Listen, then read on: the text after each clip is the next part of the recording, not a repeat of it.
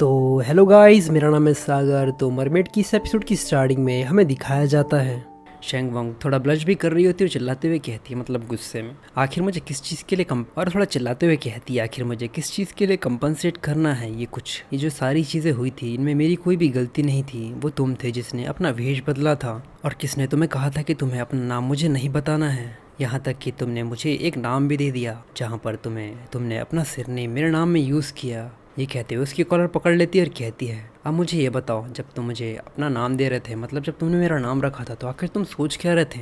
जुनजुन उसके पास जाता और कहता है, इस चीज़ में कोई शक नहीं, मैं चाहता था कि मेरी जो वुमन हो उसका लास्ट सरनेम, मतलब उसका सरनेम मेरा ही हो, इसलिए मैंने तुम्हारे नाम के पीछे अपना सरनेम रखा। क्या तुम्हें लगता है कि मैं मस्करी मार रहा हूँ या फिर मैं सच बोल रहा हूँ अभी इस वक्त। जैसे शेंग वोंग उसकी ये बात सुनती है, वो कहती है, मेरा तो हो गया।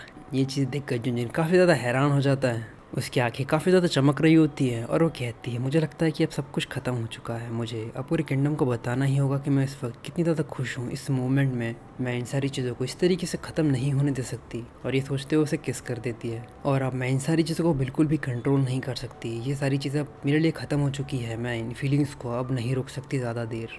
और ये सोचते हुए वो उसे काफ़ी लंबा किस करती है। इसके बाद जुनजुन उसे अपनी गोद में उठा लेता है। शेंग वोंग अपने मन में कहती है, बस मुझे अब उस सर्टिफिकेट की ज़रूरत है, मतलब उस लाइसेंस की, जहाँ पर मैं बोल सकूँ कि जुनजुन अब मेरा है। और ये चीज़ सच में काफ़ी ज़्यादा मज़ेदार है कि मुझे एक ही जगह अपना लवर और अपना सेवियर भी मिल गया। मतलब मैं जुनजुन की बात कर रही हूँ। ये सोचते हुए काफ़ी ज़्यादा ब्लश कर रही होती है और ब्लश करते हुए कहती है, मुझे लगता है कि मुझे कंट्री की पॉपुलेशन बढ़ाने में थोड़ा बहुत कंट्रीब्यूशन दे ही देना चाहिए।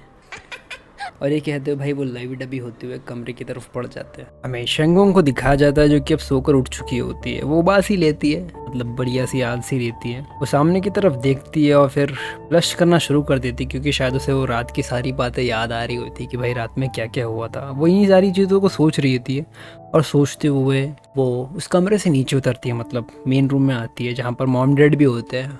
मॉम कहती है, तुम उठ गई, यहाँ पर आओ, मैंने तुम्हारे लिए ब्रेकफास्ट बनाया है। शेंग वोंग टेबल पर जाकर बैठ जाती है। मॉम कहती है, तो अब ये सारी चीज़ें कंफर्म हो चुकी है कि जिस इंसान ने कई सालों पहले तुम्हारी जान बचाई थी वो जुनजुन ही था और वो ये फैमिली से था। शेंग वोंग भी काफ़ी ज़्यादा खुश होते हुए कहती है, डैड मेरा सेवियर उस वक्त मरा नहीं था मुझे बचाते हुए, वो अभी भी मेरे साथ है, यहाँ तक कि अभी तक उसने मेरा साथ ही दिया है। क्या आपको ऐसा नहीं लगता कि मैं कुछ ज़्यादा ही लक्की हूँ, ये किसी चमत्कार की तरह है ना। डैड भी कहते हैं, हाँ अब तुम्हारे दिल का वो काफ़ी बड़ा बोझ तुमसे उतर चुका होगा, जो दिल पर तुम इतने सालों से अपने पत्थर लेकर चल रही थी कि किसी की जान चली गई, तुम्हारी जान। तो ये एपिसोड यहीं तक। अगर आपको ये एपिसोड पसंद आया हो तो प्लीज़ लाइक और कमेंट करके ज़रूर बताना कि आपको ये एपिसोड कैसा लगा। और अगर आप चाहते हो कि मैं इसी प्रकार की और भी बढ़िया बढ़िया एक्सप्लेनेशन लाऊं तो चैनल को सब्सक्राइब करना मत भूलना।